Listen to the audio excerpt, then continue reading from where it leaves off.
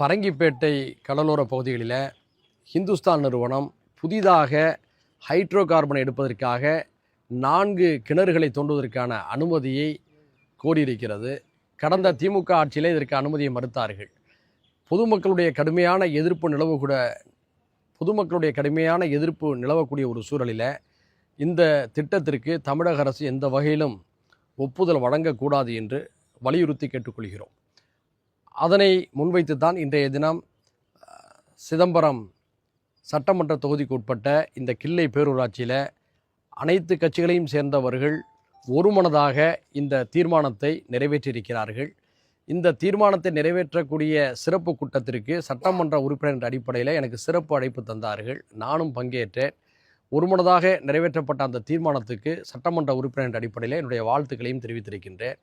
தொடர்ந்து இந்த பகுதியைச் சேர்ந்த உள்ளாட்சி அமைப்புகளில் இது போன்ற தீர்மானங்களை நிறைவேற்றவிருக்கிறார்கள். ஜனநாயக உணர்வுகளை மதிக்கும் வகையில் மாநில அரசு, மத்திய அரசு எல்லோருமே இந்த திட்டத்திற்கு ஒப்புதல் வழங்கக்கூடாது என்று நான் வலியுறுத்தி கேட்டுக்கொள்கிறேன்.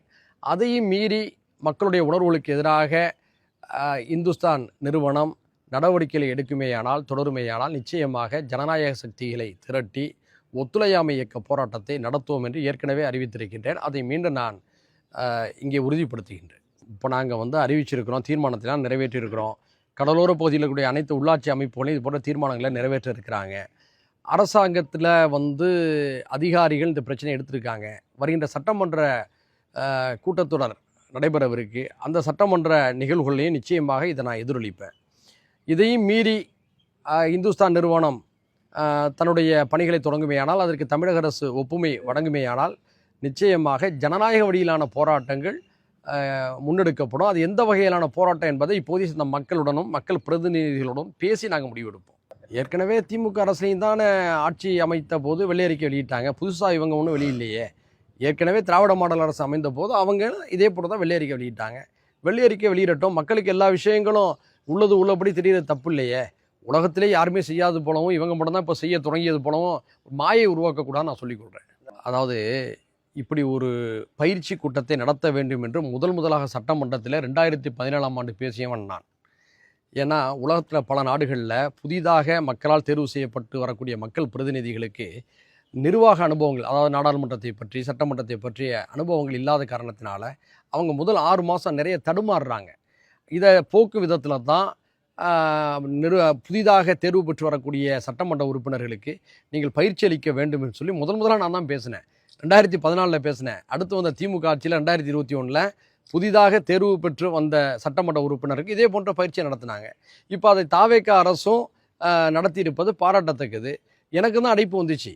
என்னை புதிதாக தேர்ந்தெடுக்கப்பட்டவர்கள் மட்டுமின்றி ஏற்கனவே தேர்ந்தெடுக்கப்பட்டு இப்போவும் மீண்டும் தேர்ந்தெடுக்கப்பட்டவங்களாக இருந்தாலும் பரவாயில்ல வாங்கன்னு தான் சொன்னாங்க. எனக்கு இந்த தொகுதி பணிகள் இருக்குது, பல இடங்களில் நன்றி அறிவிப்பு கூட்டம் இருக்குது, அதனால் நான் போய் கலந்துக்கல.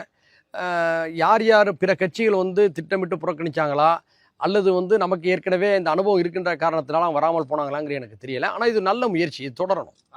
அதாவது ஆமாம், நான் இப்போ வரும்போது தான் கேள்விப்பட்டேன். அதிமுக இந்த நேரத்தில் வலிமையாக தனது இருப்பை உறுதிப்படுத்தி கொள்ளக்கூடிய வேலைகளை செய்யணும். அதிமுகவுடைய அழிவை எங்களை போன்ற ஜனநாயக சக்திகள் நாங்கள் விரும்பலை.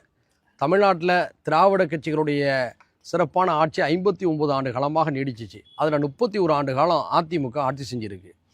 அப்படிப்பட்ட ஒரு கட்சி இன்று ஒரு தேர்தல் தோல்வியின் காரணமாக நிலைகுலைவதை நம்மை போன்ற ஜனநாயக சக்திகளால் ஏற்றுக்கொள்ள முடியலை. அதிமுகவுடைய தலைமை இது குறித்து ஆழமாக சிந்திக்கணும். என்ன பிரச்சனை என்பதை அவர்கள் ஜனநாயகபூர்வமாக கூடி வாதித்து அதிருப்தியில் இருக்கக்கூடியவர்களெல்லாம் ஒருங்கிணைச்சாங்கன்னா நாங்கள்லாம் சந்தோஷப்படுவோம். காரணம், ஒரு திராவிட கட்சி அடைந்து விடக்கூடாது என்ற அக்கறை தான். அந்த அடிப்படையில் தான் எங்களுடைய அந்த நல்லெண்ணத்தை நாங்கள் வெளிப்படுத்துகிறோம். சார், அந்த அதிமுகவுடைய உள்கட்சி விவகாரத்தை பற்றி நான் ஆழமாக பேச முடியாது, பேசவும் கூடாது. அதே சமயத்தில் நல்லெண்ண அடிப்படையில் என் கருத்துக்களை தெரிவிச்சிருக்கிறேன். அவங்க சொல்கிறது உண்மையாக இருந்தால் அதிமுகவுடைய பொதுச் செயலாளர் இருக்கக்கூடிய திரு எடப்பாடியார் அவர்கள் அதை குறித்து பரந்த மனதோடு பரிசீலிக்க வேண்டும். ஏற்கனவே பிரிஞ்சு போனவங்களாம் இருக்கிறாங்க. அதாவது சசிகலா அம்மையார் இருக்கிறாங்க, அப்புறம் சகோதரர் டிடிவி தினகரன் இருக்காங்க. இவங்கள்ட்டெல்லாம் உட்கார்ந்து பேசி கூட சரி பண்ணலாம். காரணம் என்னன்னு சொன்னோம்னா, எங்களை போன்றவர்களுடைய விருப்பம் ஒன்று தமிழ்நாட்டை திமுக ஆடணும் அல்லது அதிமுக ஆளணுங்கிறத நாங்கள் ஒரு 10 வருஷமாக சொல்லிக்கிட்டு வரோம். அதற்கு காரணம் மற்றவங்க ஆளக்கூடாது என்பதல்ல. இவங்களுக்கு நீண்ட நெடிய அனுபவங்கள் இருக்குது. குறிப்பாக திராவிட இயக்க தத்துவத்தை அதிகமாக ஆழமாக பேசக்கூடிய ஒரு கட்சி திமுக. அதிமுக அந்த அளவுக்கு பேசாவிட்டாலும் அதை சார்ந்து போவாங்க. அப்படிப்பட்ட கட்சிகள்லாம் இணைந்து தான் தமிழ்நாட்டில் போன முன்னேற்றங்களை சாத்தியப்படுத்தினாங்க. அந்த அடிப்படையில் இவருடைய ஆளுமை இருக்கணும்னு சொல்லி நம்ம விரும்புகிறோம். இது அதிமுகவுடைய தலைமை பரிசீலிக்க வேண்டும் என்பதுதான் என்னுடைய மீண்டும் ஒரு விண்ணப்பம். அதாவது தாவைக்காக அப்படி பார்த்தா தாவைக்காக இது தேவையில்லாத வேலை. ஏன்னா உங்களுக்கு தேவையான ஆதரவு கிடைச்சிருச்சு. நீங்கள் நல்ல விதமான முறையில் ஆட்சி செஞ்சீங்கன்னு சொன்னால் மக்கள் உங்களை பாராட்டுவாங்க. நீங்கள் திமுகவை தீய சக்தின்றீங்க, அதிமுகவை தேராத சக்தின்னு சொன்னீங்க, திமுக அதிமுகவுக்கு மாற்றுனாங்கத்தான்னு சொல்கிறீங்க. அப்படி நீங்கள் சொன்னது உண்மைன்னு சொன்னோம்னா, நீங்கள் குற்றம் சாட்டிய ஒரு கட்சியிலேருந்து வரக்கூடியவர்கள்லாம் புனிதர்களாக மாறிட்டாங்களா? அப்போ உங்கள்கிட்ட சேர்ந்தாங்கன்னா நேற்று வரை குற்றவாளிகள் இன்று அவங்கெல்லாம் உத்தம புத்திரர்களா? இந்த கேள்விக்கு என்ன பதில்? மாற்று அரசியலை செய்ய போகிறோம், புதிய அரசியலை செய்ய போகிறோன்னு சொன்னீங்க. இதுக்கு பேர் தான் மாற்று அரசியலா? இது ஏமாற்று அரசியல் தான் மக்கள் விமர்சிப்பாங்க. அதாவது இது ஒரு பசப்பு வார்த்தை. இப்படி மக்கள் திலகம் எம்ஜிஆர் அவர்களையும் சமூக நீதி காத்த வீராங்கனை ஜெயலலிதாமா அவர்களையும் புகழ்ந்து பேசுவதன் மூலமாக அதிமுகவுடைய அடிநிலை தொண்டர்கள் மத்தியில் ஒரு தாக்கத்தை ஏற்படுத்தி அவர்கள் மீளும் இருக்கலாம் அப்படின்னு சொல்லி செய்யக்கூடிய ஒரு தந்திரமாகத்தான் நான் பார்க்குறேன்.